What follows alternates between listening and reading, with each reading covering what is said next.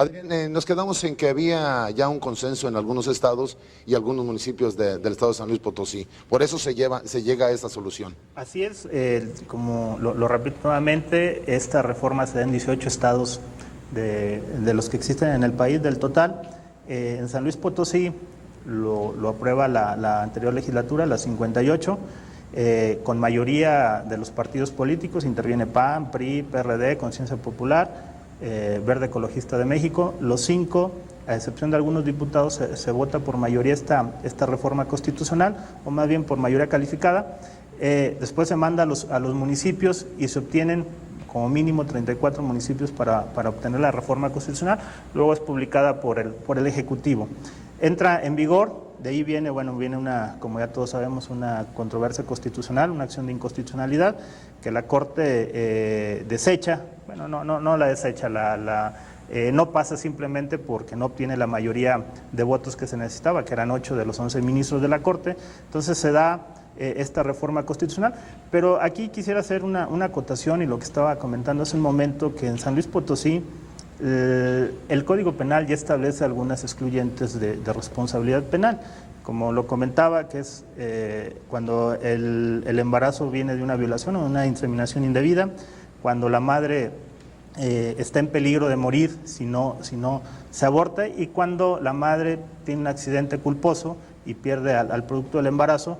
Estas 4 excluyentes ya estaban en el Código Penal, siguen estando, y no nada más están ahora en el Código Penal, ahora se protege desde la Constitución ese derecho a la mujer cuando le suceden estas situaciones lamentables, para que pueda abortar. Entonces, nosotros de la Constitución protegemos el derecho a la vida como un derecho fundamental sobre todos los demás derechos, que fue la parte esencial de la discusión de los ministros de la Corte, si era un derecho fundamental o no. Algunos por ahí coincidían en que ya estaba establecido un derecho fundamental en el 29 constitucional, que da el derecho a la vida. Otros decían, bueno, es que en la Constitución no se establece un derecho al aborto, ¿no? Entonces fue una discusión muy interesante que duró más de 2 horas, que por cierto fue más larga la anterior, la de Baja California Norte, que también había una acción de inconstitucionalidad. La de San Luis fue un poco más corta. Ya venían algunos antecedentes de la anterior discusión, fueron en días seguidos. Entonces aquí se da y se desecha esta acción de inconstitucionalidad.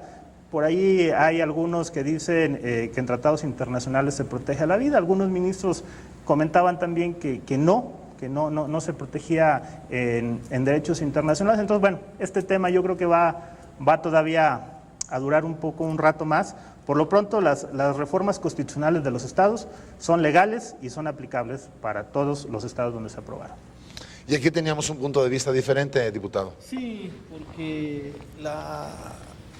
lo que es importante en la discusión es demostrar con hechos ciertos, con hechos científicos, con la ley en la mano, con el esquema de país que nos hemos dado y de leyes, que la decisión tomada por la legislatura pasada en San Luis Potosí, en términos prácticos, no tiene ninguna utilidad. En términos, lo que pretende atacar, inclusive viendo que fuera un asunto de buena fe, que yo supongo que así fue, de querer lo que ellos suponen que era una conducta punible de las mujeres en el momento en que abortan por alguna circunstancia, y que con esto protegían la vida, no se logra en lo absoluto, no va a tener ninguna repercusión. Los abortos van a seguir dándose en la misma cantidad exactamente, no va a haber la disminución de uno solo, y pretender meter a la cárcel a alguna mujer por practicárselo en las condiciones en las que está, como ya sucedió, efectivamente, no va a resolver el problema de salud pública, que es el que debe atender las instituciones, y en este caso debe haber atendido el Congreso del Estado, y no lo hizo así. Hay que demostrar que además de la inutilidad, la reforma está basada en una mentira, como bien dijo Adelina.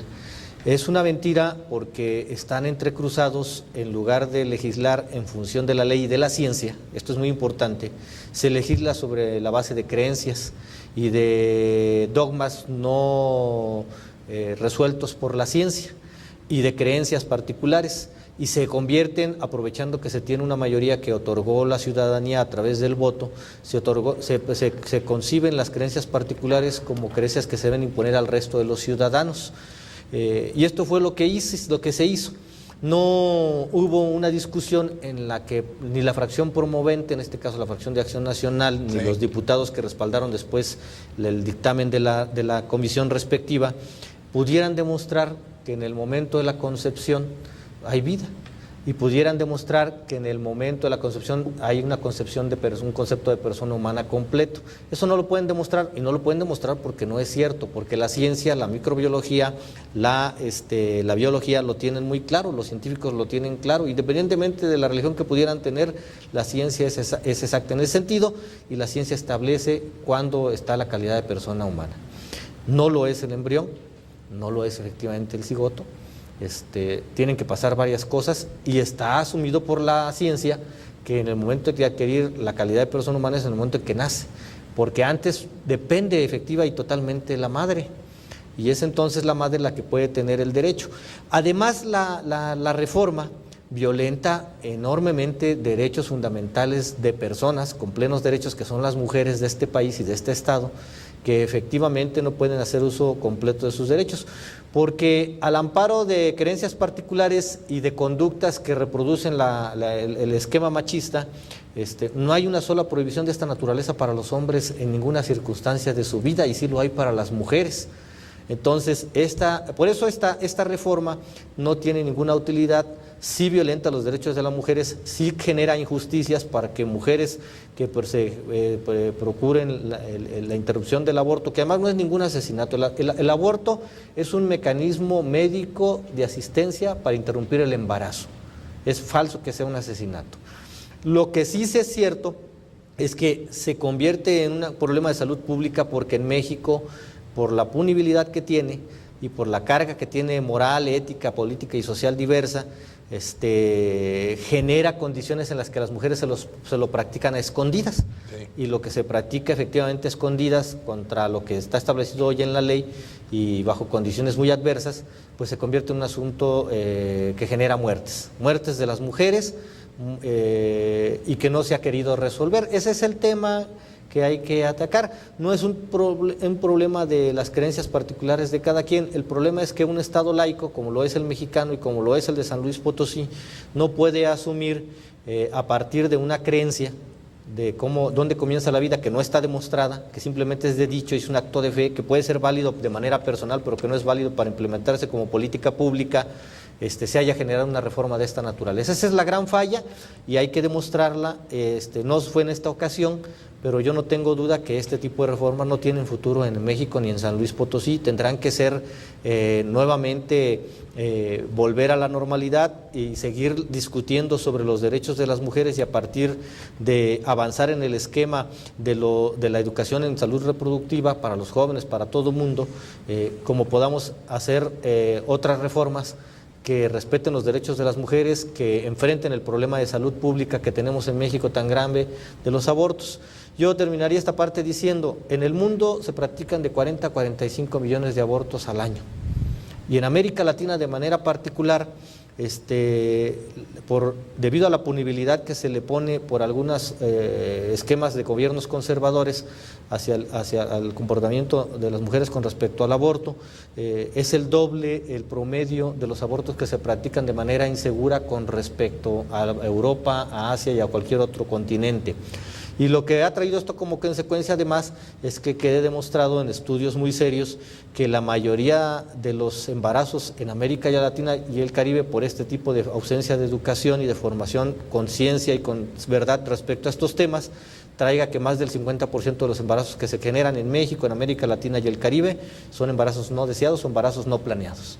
Esto es lo que hay que atacar, esto es lo que hay que enfrentar desde una política pública laica con la ciencia, con certeza, que no irrespeta las creencias de nadie, pero que sí ataca un problema de salud pública, que es el problema de las mujeres. Y eso es lo que está primero y lo que debe estar primero en el escenario de cualquier gobierno y de cualquier Estado. Bien, bueno, vamos a continuar con mirada crítica en este tema del aborto. Les pedimos que nos llamen, denos su opinión, 822-1811, y por otro lado también estamos agradeciendo a todas las personas que se han comunicado y dado su opinión vía Facebook. Regresamos pronto.